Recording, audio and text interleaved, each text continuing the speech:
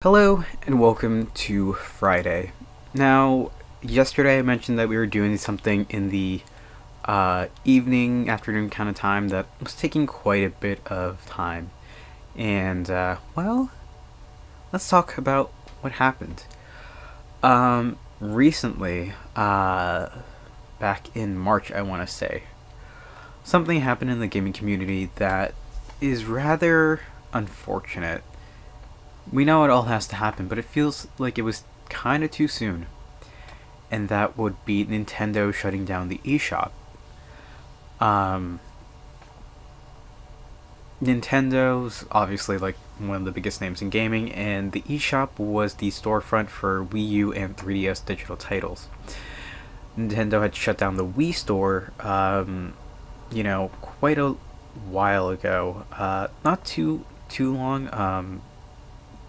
Seems kind of recent, really, when you think about it. Maybe within the last 3 or 4 years. I didn't research that, but yeah. The Wii store was online for a pretty long time compared to the Wii U and 3DS, which, well, the systems are kind of old. The 3DS is maybe 12-ish years old at this point, and the Wii U was 11.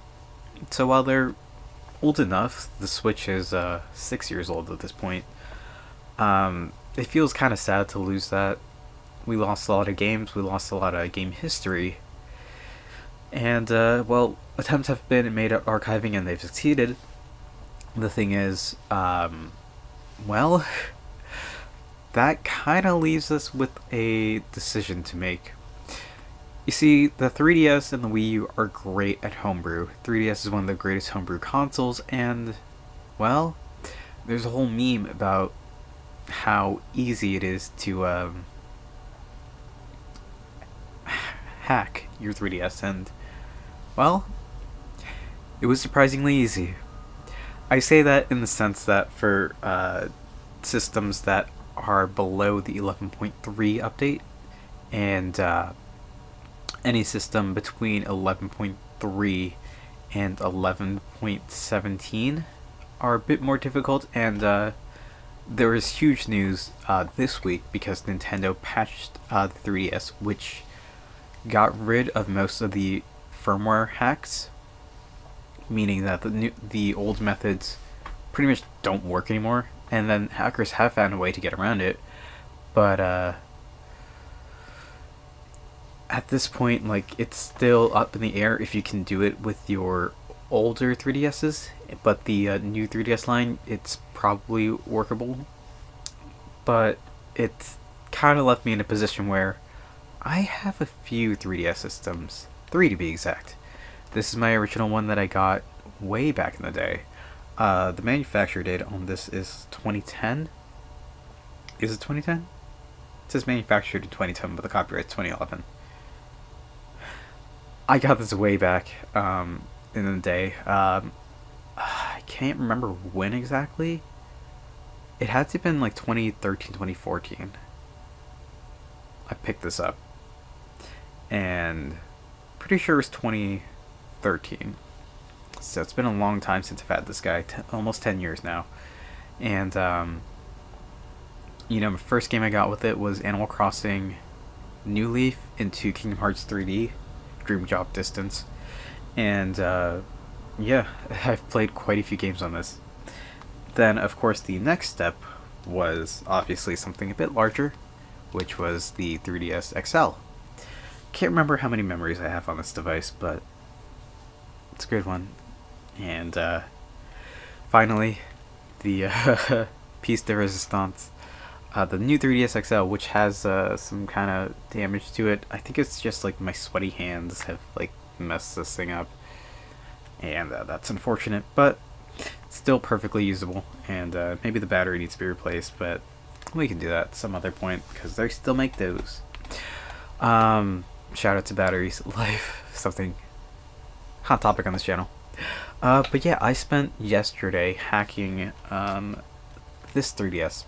I hadn't really used it too recently, and the firmware was 11.5 or something along those lines, or 11.15 rather, 11.15.